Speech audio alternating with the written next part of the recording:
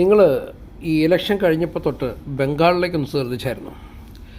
ബംഗാളിൽ എന്താണ് B J P ചെയ്തുകൊണ്ടിരിക്കുന്നത്?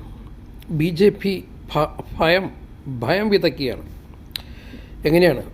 റോഡുകൾ, കടകൾ അടിച്ചു പൊളിക്കുന്നു, സ്റ്റാച്യൂസ് തകർക്കുന്നു.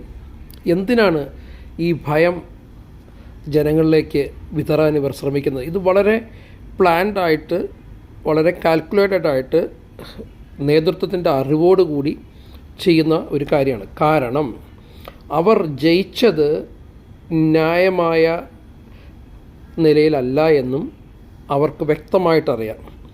അപ്പോൾ ഈ ഭയപ്പെടുത്തലിൽ നിങ്ങൾ ഒതുങ്ങിക്കോണം. ഈ സ്ട്രാറ്റജിയാണ് ഇവന്മാർ ചെയ്യുന്നത്. ഇത് എല്ലാ സ്റ്റേറ്റിലും നമ്മൾ പരിശോധിച്ചാൽ മനസ്സിലാവും. മണിപ്പൂരിൽ, ആസാമിൽ,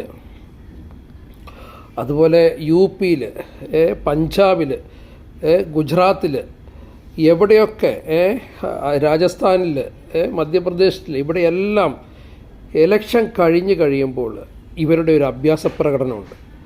അത് സന്തോഷത്തിൻ്റെ അഭ്യാസ പ്രകടനമല്ല, മനുഷ്യരെ ഭീഷണിപ്പെടുത്തുന്ന. കാരണം യഥാർത്ഥ മെജോറിറ്റിയിലല്ല അവർ ജയിച്ചത് എന്നുള്ളതും യഥാർത്ഥമായ വോട്ടിംഗ് നടന്നിട്ടില്ല എന്നും ജനങ്ങളെ മനസ്സിലാക്കാതെ ഇരിക്കാൻ വേണ്ടിയിട്ടുള്ള ഒരു കവറിങ്ങാണ് അവർ ചെയ്തുകൊണ്ടിരിക്കുന്നത്.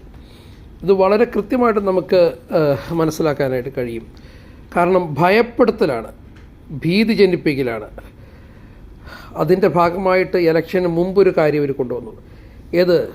ടാങ്കുകളൊക്കെ റോഡിലിറക്കുക, പട്ടാളത്തെ വിന്യസിച്ചേക്കണു. ടാങ്കുകൾ ഏത്? നമ്മൾ പാകിസ്ഥാനെതിരെ യുദ്ധത്തിന് പോകുന്ന പോലെയുള്ള പ്രതീതിയാണ്, അല്ലെങ്കിൽ ബംഗ്ലാദേശിനെതിരെ യുദ്ധത്തിന് പോകുന്ന ഒരു പ്രതീതിയാണ്.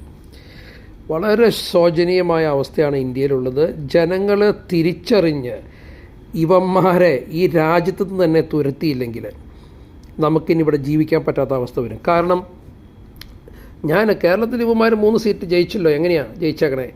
3 സീറ്റിലും LDFിൻ്റെ വോട്ട് മറിഞ്ഞിട്ടുണ്ട്, ഇവർക്ക് വേണ്ടിയിട്ട് മറിഞ്ഞിട്ടുണ്ട്. ഇവർ പറഞ്ഞില്ലേ ഇവരുടെ കാൽക്കുലേഷൻ 10 സീറ്റ് 13 സീറ്റായിരുന്നു എന്ന്. അങ്ങനെ ആയിരുന്നെങ്കിൽ ഇവരിവിടെ അഭ്യാസം നടത്താൻ നോക്കി. പല സ്ഥലത്ത് താക്കോല് അതിൻ്റെ അകത്ത് ഇടണമെന്ന് ആവശ്യപ്പെട്ടു, നടന്നില്ല. അതുപോലെ തന്നെ ഇവിടെ സ്റ്റോർ റൂം തുറക്കാനുള്ള ശ്രമം നടത്തി നോക്കി, നടന്നില്ല. കേരളത്തിൽ അഭ്യാസം നടന്നില്ല അവന്മാരുടെ. അപ്പോൾ ഇത് നാം വളരെ കൃത്യതയോടുകൂടി ഇനി മനസ്സിലാക്കുക, നോക്കിക്കാണുക. ഇവന്മാരെ, ഈ നാടിനെ ഈ രീതിയിൽ നശിപ്പിക്കാൻ ഇവന്മാരെ അനുവദിച്ചുകൂടാ. ഇവരേത് വലിയ ആൾക്കാരാണെങ്കിലും.